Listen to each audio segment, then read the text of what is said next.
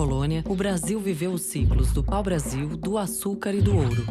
No Império, começou o ciclo do café, também voltado à exportação e produzido por escravos.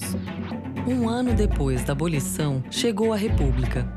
O ciclo do café acabou em 1929, quando o mundo quebrou.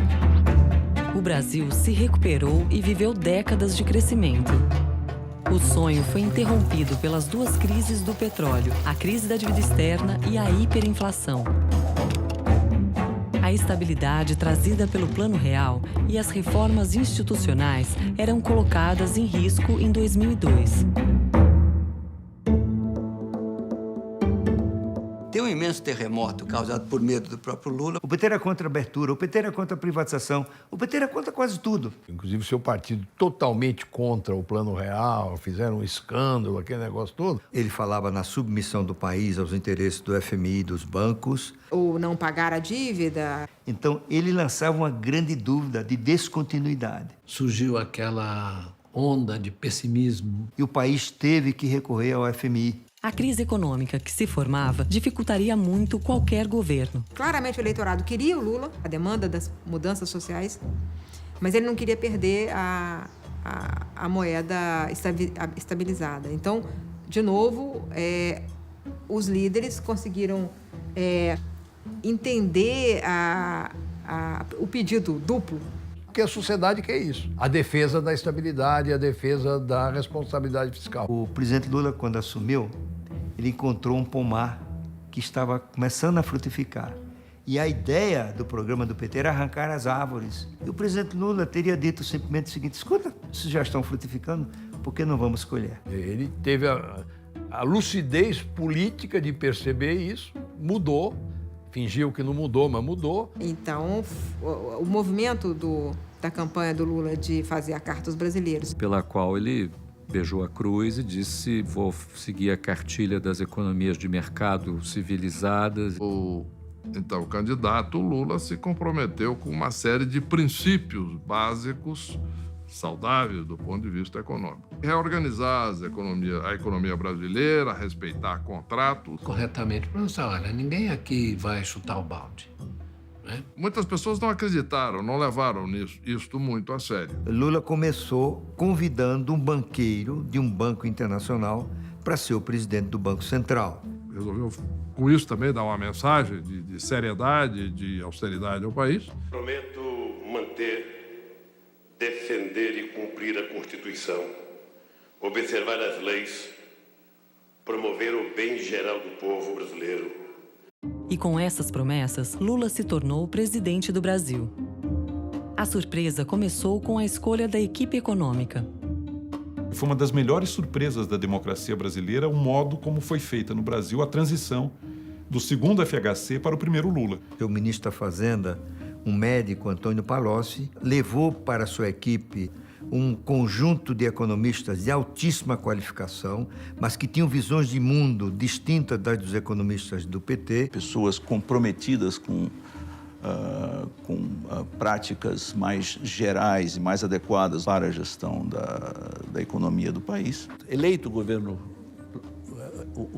o Lula, eles ainda tiveram que fazer um ajuste. Controlar a inflação, desemprego que já estava alto, déficit de conta corrente. Foi um ajuste da economia brasileira para, se isso nenhum, botar defeito. Seguindo os melhores princípios da ciência econômica naquele momento, segundo a experiência de diversos países. Lula manteve o acordo com o FMI, que ele se comprometeu ainda na campanha a cumprir. E esse acordo estabelecia que 80% dos recursos seriam desembolsados no governo seguinte. Em julho de 2003, o Brasil já começou a crescer. E mesmo depois da crise controlada, a política econômica foi mantida. Houve, na prática, uma continuidade de gestão da política econômica. O Lula, no primeiro mandato, preservou e até reforçou o compromisso com o chamado tripé macroeconômico, austeridade fiscal para valer, política monetária autônoma do Banco Central, cumprimento do centro da meta de inflação e câmbio flutuante. Mantém o compromisso com a lei de responsabilidade fiscal e com todos os outros, tudo que é a base do Plano Real. Lula deu sequência àquela filosofia que vinha tendo no governo Fernando Henrique Cardoso de melhoria do ambiente de negócios e de mudanças institucionais que melhoraram muito o ambiente econômico para permitir que os mercados no Brasil funcionem melhor. A economia mundial crescia, com destaque para os chineses. Uma situação internacional muito favorável. Especialmente por conta das suas exportações à China. Com um boom espetacular das commodities, com taxas de juros internacionais próximas de zero. O pessoal aumentar a produção e aumentar também o consumo. E isso, então, permitiu um grande crescimento. O Brasil acumula reservas até 2006, 2007, de 200 bilhões de dólares. Reserva que nós geramos com um superávit comercial. Os resultados econômicos eram incríveis. E é um governo que tem um grande sucesso. As famílias, as empresas, na medida em que todos acham que a economia vai estar bem o ano que vem, daqui a 2 anos, 3 anos, 4 anos, 5 anos, as pessoas investem, fazem planos, passaram a consumir, a investir, a produzir. O governo Lula, ele cresceu em média 4,5%. Caiu a taxa de juros. O crédito aumentou, índices de financiamento ficaram mais abundantes. O sistema financeiro brasileiro dobra de tamanho de 2003 a 2008. Vai de 25% para 50% do PIB de crédito e é principalmente crédito ao consumo. A arrecadação começou a crescer, o que permitiu aí sim a expansão dos programas sociais, de inclusão, de distribuição de renda, etc, etc, etc, como, por exemplo, o Bolsa Família. O Bolsa Família tinha nascido no governo Fernando Henrique. Isso tudo teve continuidade do governo Lula e expansão. E esses programas ganharam escala ao longo do tempo. O Bolsa Família atinge quase 50 milhões de pessoas, mais ou menos 1/4 da população brasileira, mas com um orçamento pequeno, 0,53% do PIB. O aumento do salário mínimo também continuou. Quando o presidente Fernando Henrique estabeleceu o plano real, o salário era $60. Depois que você estabilizou a economia, você começou a ter reajustes fortes do salário mínimo. Política de sustentação do aumento real do salário mínimo. Começou em 93 e não parou até hoje. Com essas medidas, o sucesso econômico atingiu até os brasileiros mais pobres. There's been a tremendous amount of economic growth that's changed the whole social structure of the country. Nenhum governo tentou fazer isso de uma forma de grande escala. Houve muitas de melhoria da situação social, não há dúvida. E aceleraram muito a partir do real, mas grandemente a partir do governo Lula. Assim como no governo Fernando Henrique, a obsessão era a estabilidade da economia, porque o Brasil tinha saído de anos de alta inflação. No governo Lula, nós tivemos uma inclusão social e a obsessão era inclusão.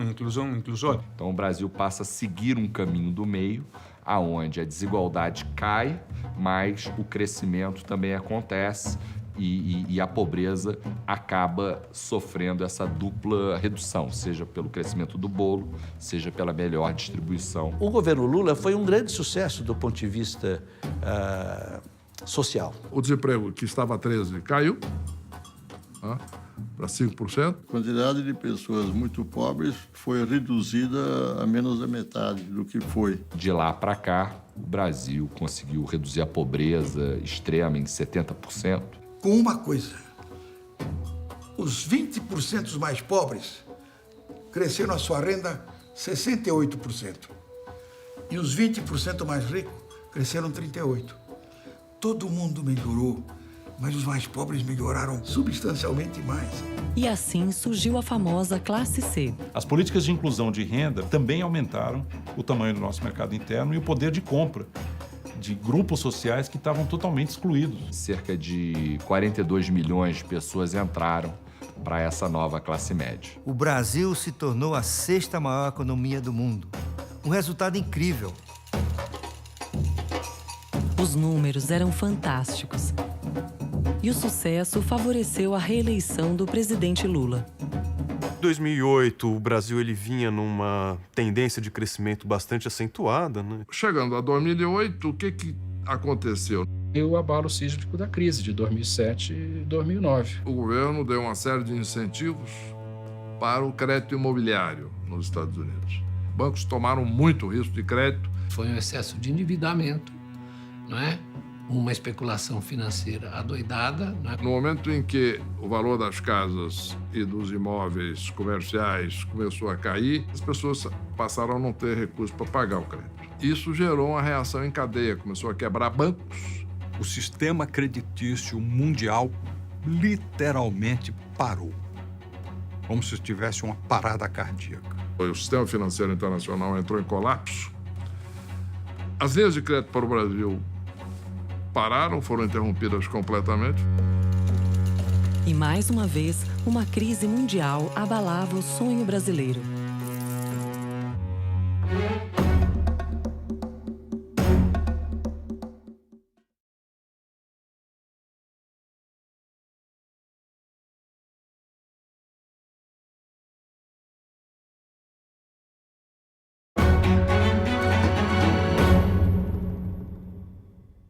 Quando grandes bancos americanos quebraram, o Banco Central brasileiro reagiu imediatamente. Poderia ter posto abaixo o sistema.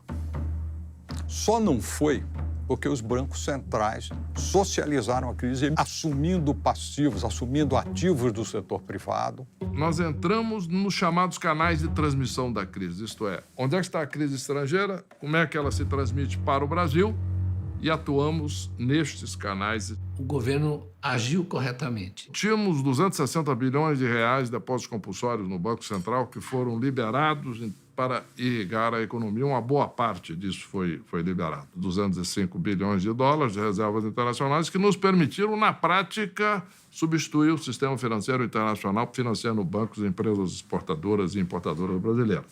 A crise de 2008 gerou uma crise de confiança no mundo inteiro, né, e justificou a adoção de políticas chamadas keynesianas. Incentivar o crescimento da economia, incentivar o consumo. Houve uma escala de intervenção financeira e monetária nas economias desenvolvidas nunca antes praticada. O Brasil fez isso, aumentou o gasto público, aumentou o crédito pelos bancos oficiais. Diminuiu o superávit primário,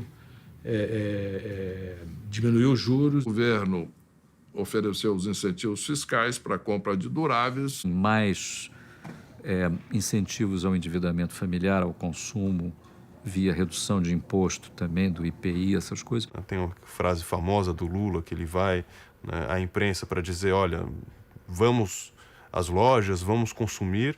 E esse ciclo de crédito ganhou muita aceleração a partir de 2009. Isso fez com que a demanda aumentasse e a economia voltasse a crescer. A economia já recuperou-se de uma forma muito forte, né?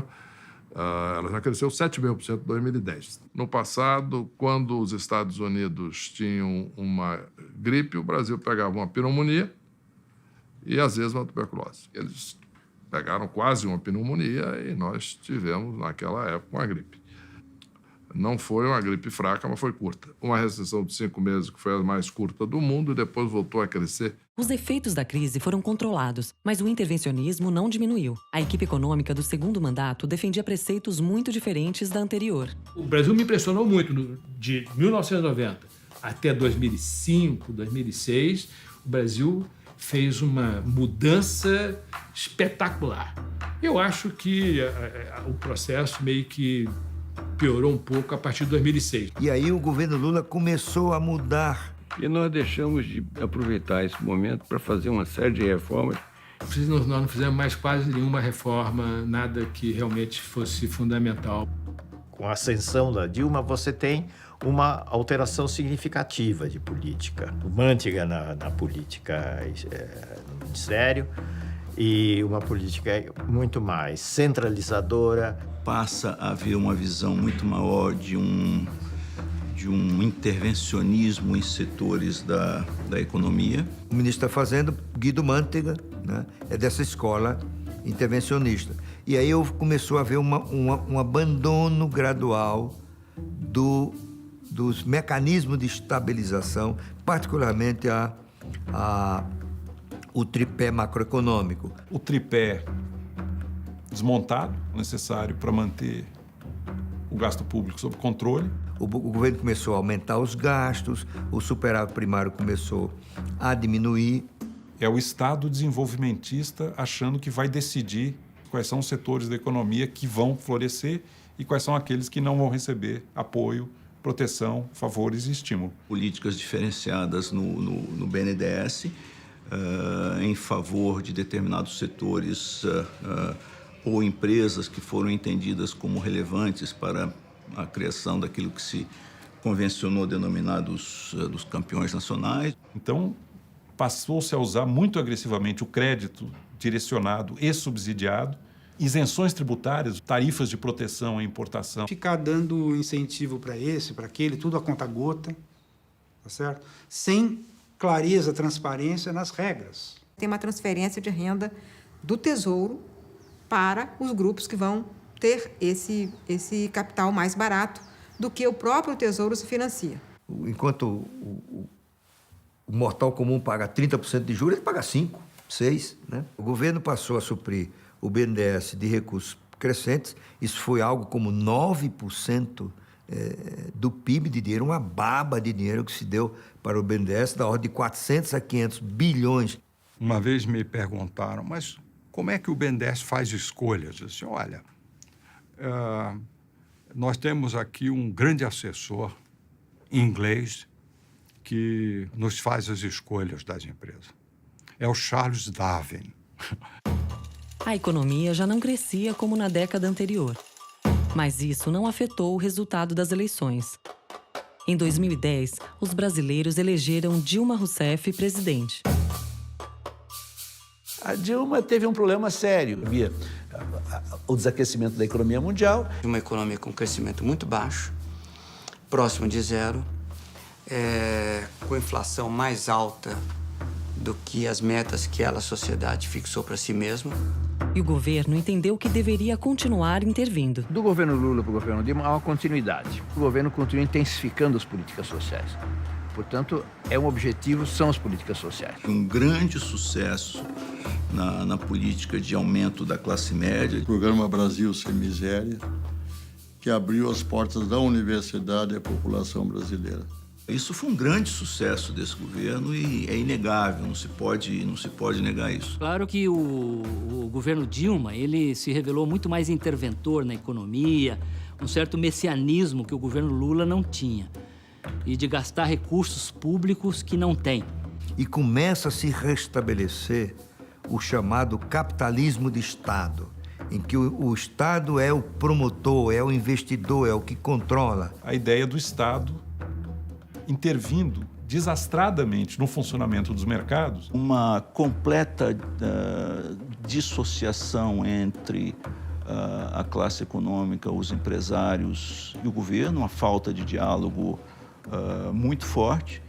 E isto faz com que a gente tenha o clima de desconfiança e de falta de investimentos que a gente vê no nosso país hoje. Com falta de investimentos, o governo lançou um pacote de concessões na área de infraestrutura. O Estado não tinha condições de continuar investindo na infraestrutura de rodovias, ferrovias, portos e assim por diante. E aí a iniciativa, que eu acho extremamente louvável, de mobilizar o setor privado através de concessões, do grande programa de concessões. A Dilma, sobretudo, fez várias privatizações que, como a privatização é uma palavra maldita, recebeu o nome de concessões e tal.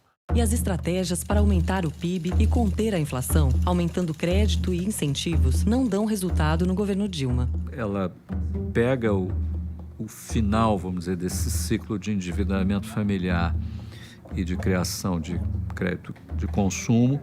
Na década passada, o crescimento que o Brasil teve, ele foi, de certa forma, facilitado por estabilização, possibilidade de previsibilidade e, com isso, uma grande expansão do crédito. Esse fenômeno começa a se esgotar. O nível de endividamento das famílias começa também a se estabilizar. A inadimplência, num certo momento, começa a bater em limite. O sistema bancário se torna muito seletivo. Então, os instrumentos vão perdendo eficácia. E é uma sensação angustiante para quem está em Brasília apertar o mesmo botão e ver que a coisa não funciona do mesmo jeito. Principalmente no governo Dilma Rousseff, nós retrocedemos. As 3 pernas do nosso chamado tripé estão capengas, altamente fragilizadas. Para colocar a inflação na meta, tinha que ter taxas de juros cada vez mais altas. A Dilma tinha prometido nas eleições passadas que ela baixaria a taxa de juros. Então, provavelmente, ela baixou, depois voltou a subir. Uma hora ela corta a tarifa de energia de um jeito que arrebenta a Eletrobras, no outro ela bate nos juros de um jeito que fez com que agora o juros esteja mais alto do que no começo do governo dela. O que aconteceu no setor elétrico é uma barbaridade. Começar a controlar a inflação com base em represamento artificial de tarifas, como energia elétrica, como o preço da gasolina, como o preço do transporte público. E, de repente, você montou um desastre na área, nessa área, né, que você administrou os preços. A inflação continuou aumentando e os gastos do governo também. Há um descontrole de gasto público. E isso é maquiado com a chamada contabilidade criativa. Que foi introduzida nesse governo apenas para permitir a expansão do gasto público. Para fazer crer que cumpria metas fiscais. Mas isso, obviamente, é meramente contábil, porque o reflexo da economia, esse existe e está aí. É tão complicado que, se eu for contar aqui, detalhe por detalhe da contabilidade criativa, ninguém vai querer ver esse programa. É justamente um exemplo de não transparência. São muitos artifícios contábeis. O que seria dívida, o que seria gasto, não aparece como gasto. Como, por exemplo, dizer que investimentos do PAC não geram, não são déficit público, não geram déficit primário. Esse é um entre muitos exemplos. Outro exemplo, não pagar contas devidas num ano. São gastos que não foram feitos naquele ano contábil, vão ficar para o período seguinte. Eles descobriram que a operação que dá prejuízo pode gerar dividendo. O Tesouro, para fechar as contas, ele pede ao BNDES que pague dividendos, mesmo tendo que logo depois pedir mais um aporte de dinheiro ao Tesouro. Então, na verdade, ele tem uma dívida, mas ele também tem um ativo. Então, isso se neutraliza. Na dívida líquida, não aparece. Como se você passasse o dinheiro de um bolso da calça para o outro bolso da calça e considerasse aquilo como receita. O que acontece é, ao dizer que um determinado gasto não é déficit, no fundo eu estou autorizando uma expansão fiscal ou uma expansão monetária. O que significa, olhando do lado da moeda, significa inflação. Contabilidade criativa, ela não afeta o mundo real. Não é que estão roubando, não é isso. Estão querendo passar uma imagem do que não existe. Isso afeta a credibilidade, aumenta a desconfiança. Uma das coisas que mais atrapalhou e gerou desconfiança no meio empresarial, dos investidores, etc., é justamente o recuo que foi, em vez de avançar na transparência das contas, ao contrário. A falta de confiança no governo foi aumentando, até que em julho de 2013, milhões de brasileiros foram às ruas. Inicialmente contra o aumento do ônibus, depois também por saúde, educação, segurança e contra a Copa do Mundo no Brasil. Contra a corrupção, contra a PEC 37, contra esse projeto absurdo que é a Cura Gay da Comissão dos Direitos Humanos. Foi um movimento difuso de insatisfação com o governo. It's kind of an inevitable process of economic modernization. You get young people with better education, with higher expectations, you get a broader middle class, and middle classes everywhere in the world have greater expectations. Os indivíduos mais demandantes e maiores pressões sobre o governo, com maior cobrança, que eu acho que é uma coisa muito positiva da sociedade. So that's what democracy is. Democracy is governments that have to be responsible to public pressure. Apesar das manifestações, no final de 2014, num pleito disputadíssimo, Dilma foi reeleita. Ela assumiu com desafios muito maiores do que da primeira vez. São os efeitos negativos da intervenção. O preço dos erros, né? Recessão, aumento do desemprego, queda de renda, incertezas, redução do investimento, queda do potencial de crescimento do país. E mais uma vez, depois de um período de enorme crescimento, o país enfrentava uma crise econômica.